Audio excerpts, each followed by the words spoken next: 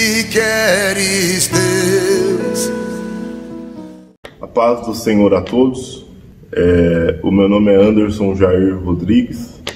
Eu estou aqui nessa quinta-feira de milagres para relatar um pouco do que Deus fez na minha vida.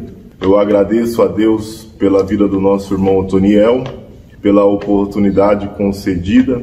Agradeço também a Deus pela nossa liderança geral, dos jovens da COJAD, a todos os irmãos envolvidos nessa obra. Agradeço a Deus pela vida do nosso pastor Alcides Fávaro e pela oportunidade concedida nessa noite. Antes de começar o testemunho, eu gostaria de falar um versículo que se encontra em Isaías 53, versículo 6. Todos nós andávamos desgarrados como ovelha, cada um se desviava pelo seu caminho, mas o Senhor fez cair sobre ele a nossa iniquidade de nós todos.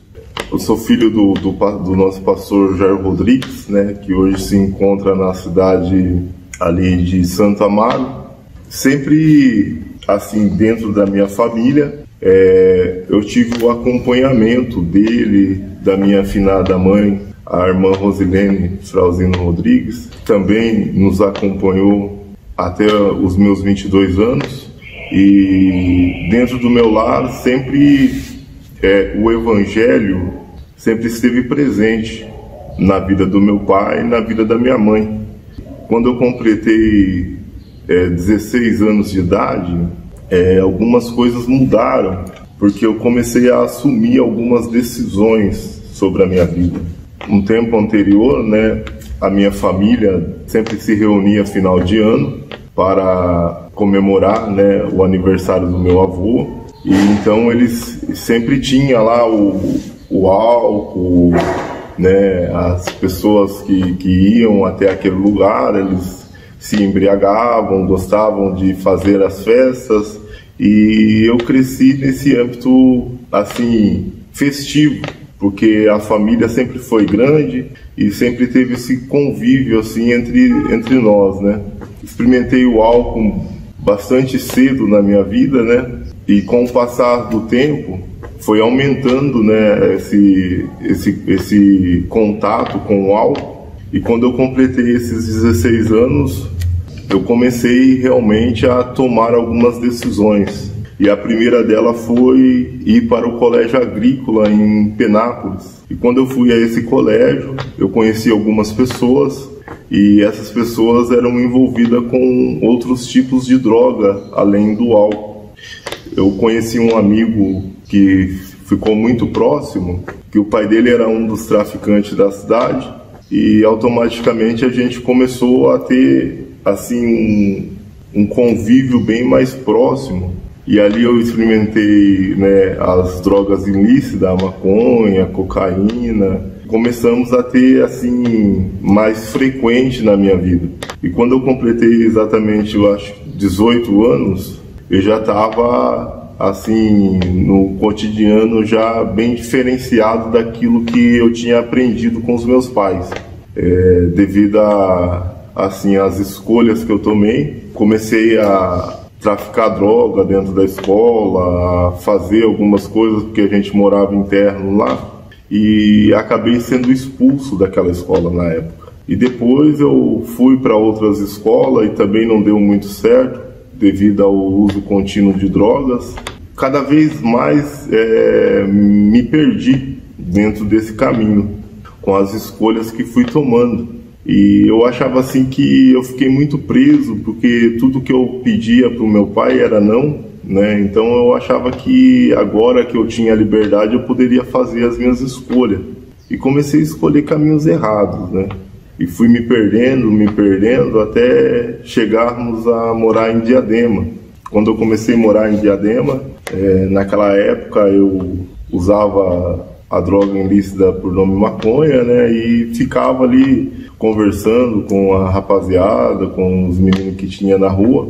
E às vezes a gente sentava em frente à igreja e fumávamos a noite toda, e conversávamos e bebíamos. E aquele cotidiano foi virando uma rotina. E o sonho da minha mãe era que eu pudesse ir à igreja. Mas eu nunca atendi aquele sonho dela naquele momento, entendeu? Assim, optei em continuar nas minhas escolhas, porque eu achava assim que a igreja não era um lugar bom.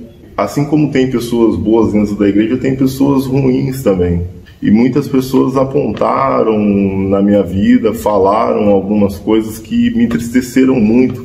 E eu não tinha nenhuma vontade de ir à igreja, devido a algumas acusações de algumas pessoas, entendeu? Que foram ao longo dos anos, né? Hoje é um pouco mais diferente, assim, a vida dos pastores, né? Os pastores andando com os seus carros, né, automáticos, com uma vida mais estável. E na época que meu pai pastoreou era diferente.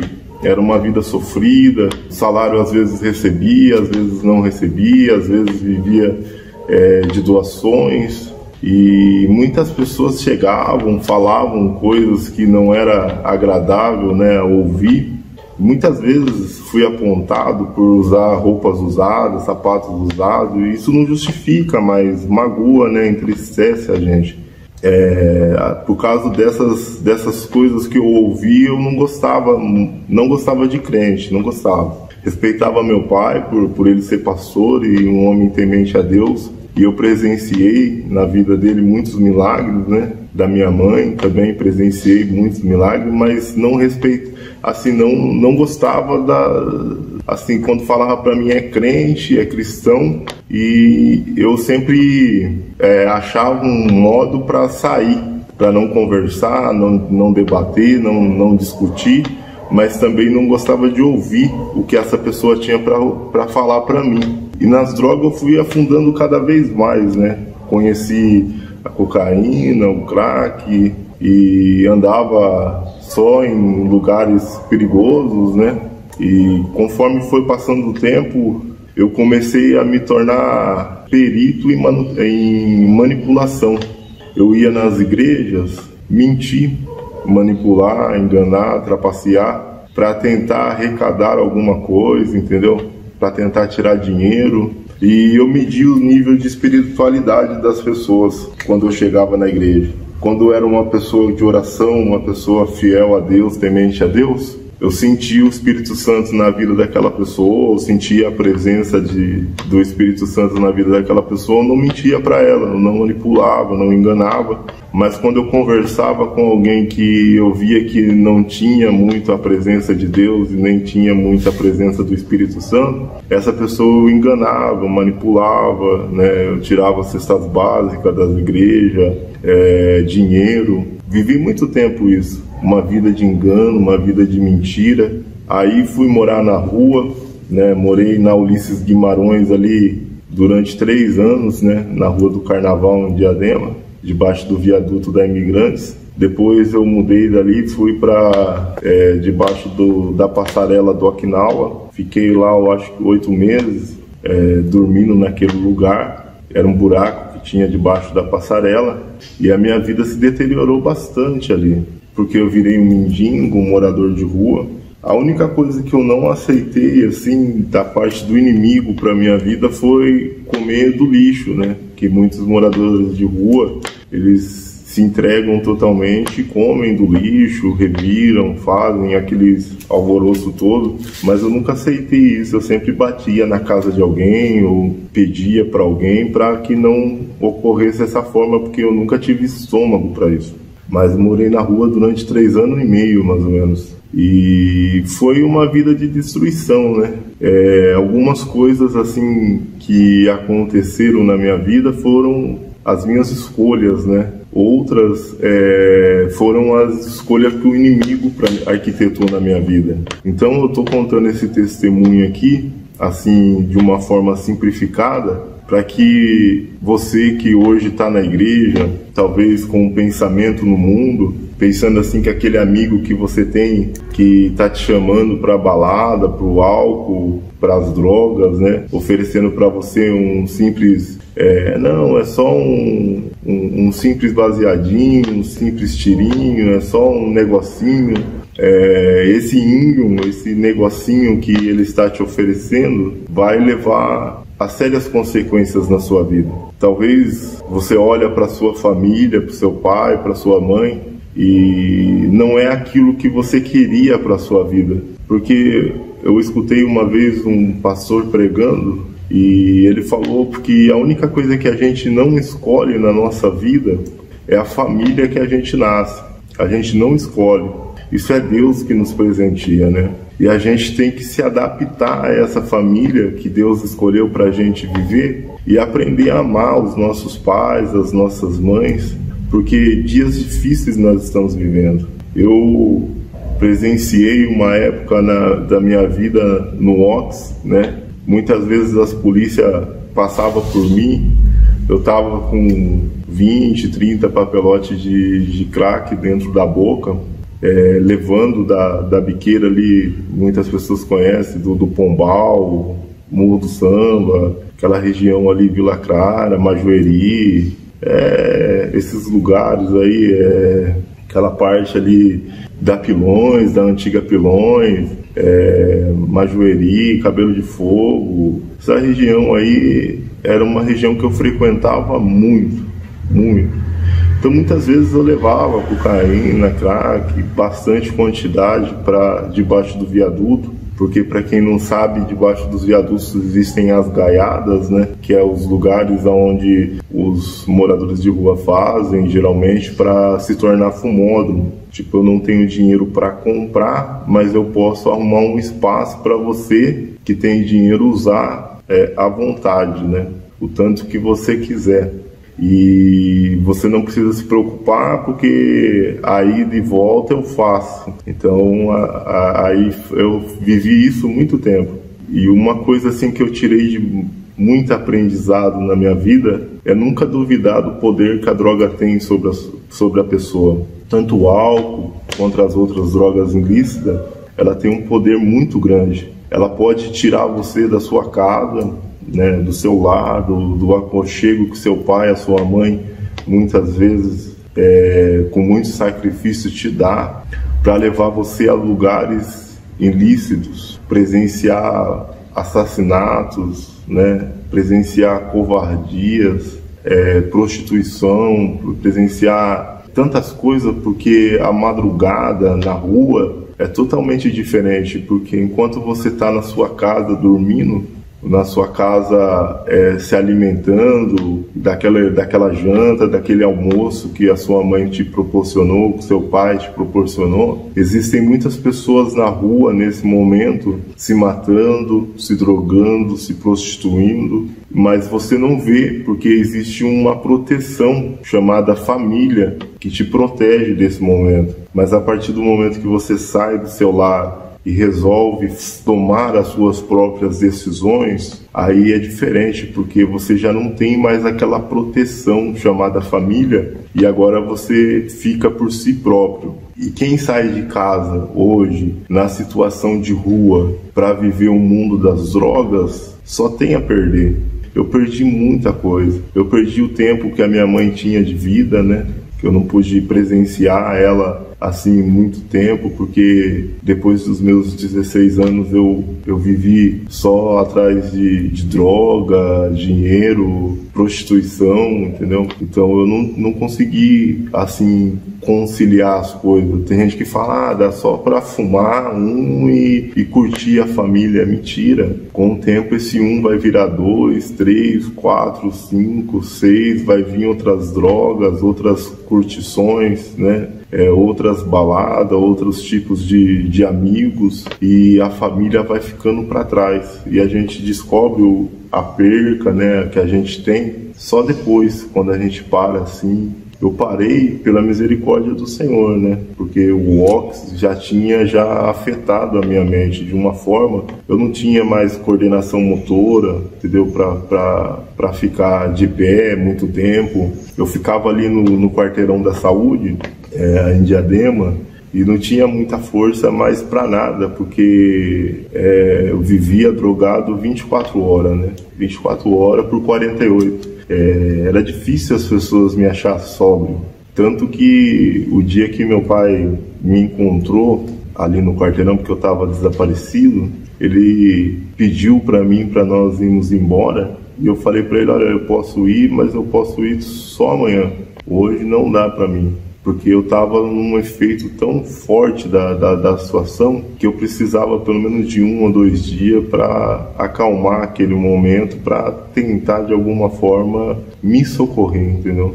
Porque assim, a pessoa só consegue sair disso quando ela entra se for pela misericórdia de Deus. Porque pode acontecer de a mãe morrer, do pai morrer, de você ver alguém sendo assassinado, de você ver a morte de alguém, de você presenciar algo ruim, de ter vários tipos de choque, mas de repente o vício não passa da sua vida. Mas quando Deus entra, né, através das suas águas purificadoras, Ele transforma a vida da pessoa. Eu já tinha me entregado, já tinha achado que não tinha mais solução para minha causa. Muitas pessoas achavam que não havia mais solução. Alguns até falavam, olha, a única solução que tem é ele morrer, né? Ele se entregar, ele ir, porque já não há mais jeito dele voltar nessa situação que ele está. Mas existem pessoas que não desistem da gente, né? Que são anjos colocados na vida da gente para fazer a diferença, para mostrar que realmente a igreja ainda existe, né? Que nem no meu caso, teve alguns irmãos que foram crucial na minha vida, né? O irmão Juscelino, que foi um amigo mesmo, bem presente. O irmão Carlos, né? Que também foi um amigo bem chegado, bem próximo. O irmão Olímpio, né? A irmã Sara, que me ajudou muito a mostrar, né? Que a igreja ainda ama, né? Ainda abraça, ainda acolhe. Teve alguns pastores também que ajudou muito, né, no meu caso, que foi o pastor Nelson, né, ali que estava na época em Juquitiba, agora já abriu outra casa, né, em outra cidade. O pastor Gideone, né, com a casa de recuperação Shangri-La ali, que eu passei ali algum tempo. O irmão Alessandro Coelho, da Toque da Mão do Mestre, que eu passei um tempo lá também, e essas pessoas fizeram a diferença, né? Mostraram para mim que ainda há oportunidade, nem todo mundo da igreja é igual. Fez eu voltar atrás do meu pensamento que eu tinha em relação aos cristãos, entendeu? As pessoas que frequentam a igreja, porque eu tinha um pensamento totalmente contrário, né? Eu achava que o pessoal da igreja era muito maldoso, malicioso, né? Porque muitos obreiros, né, falavam coisas para mim que não convinha ouvir. Eu cresci no âmbito da igreja, né? E quando eu era menor, mais pequeno, eu ouvi muitas coisas, muitas acusações contra a minha família, meu pai, e aquilo me revoltava muito. Então por isso que eu decidi sair. Mas esses irmãos fizeram eu esquecer esse momento, entendeu? Que eu vivi lá atrás. Voltei novamente para a igreja, né? Eu tive uma filha, né, em um outro relacionamento, a Lavínia, que agora está lá em Brasília. E pela misericórdia do Senhor também, agora eu vim para a cidade de São Manuel, me casei novamente, né? Me casei, Deus me deu essa família. Tive outra filha, né?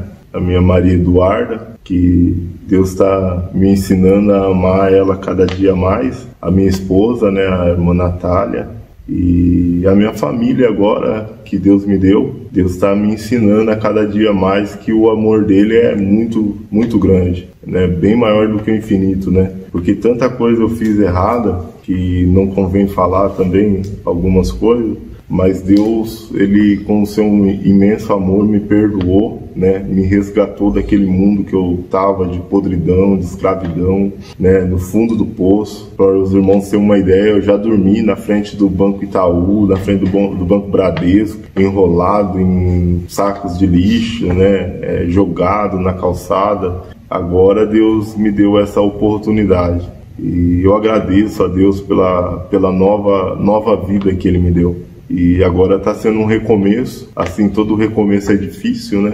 Mas Deus tem dado, assim, a sua infinita misericórdia para a minha vida, né? Me deu uma esposa que me compreende muito, que me ajuda muito, uma família maravilhosa. Voltei novamente a amizade com meu pai, tudo certinho. Agora a gente se conversa, né? A gente tem um convívio e graças a Deus, Deus está fazendo tudo novo. Infelizmente, a minha mãe não pôde acompanhar esse momento, mas eu sou grato a Deus pela mãe que Ele me deu, pelo pai que Ele me deu, pela família que Ele me deu. Espero que os irmãos possam compreender esse testemunho e que possa ajudar algum irmão aí que está em momento de decisão. Eu sei que ser jovem hoje é difícil, permanecer na igreja é complicado, ainda mais nesse momento de pandemia, né, que a gente não tem frequentado muito a igreja, então tem muitas pessoas se esfriando, né,